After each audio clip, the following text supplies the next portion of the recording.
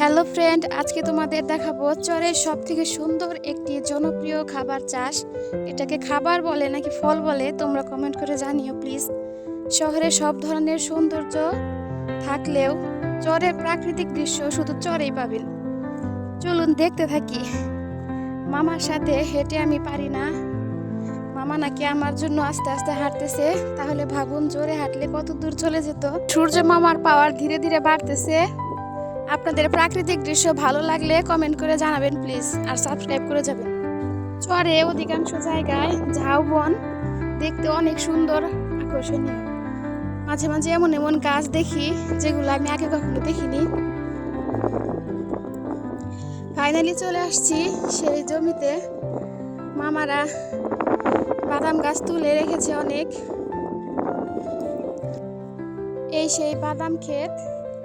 এখন আমি আর মামা বাদাম উঠাবো।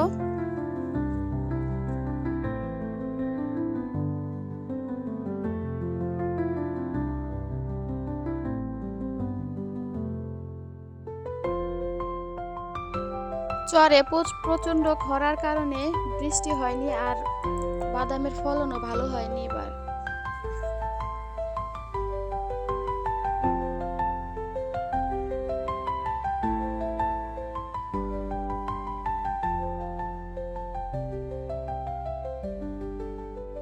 আজকের মতো বাদাম তোলা এখানেই শেষ।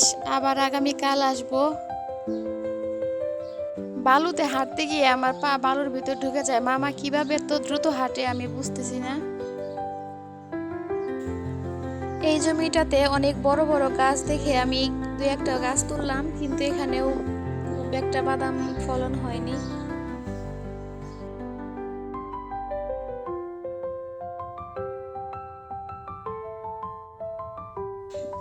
ধীরে ধীরে সূর্যের তাপ আরো বাড়ছে, তাই আমরা চলে আসলাম তাড়াতাড়ি।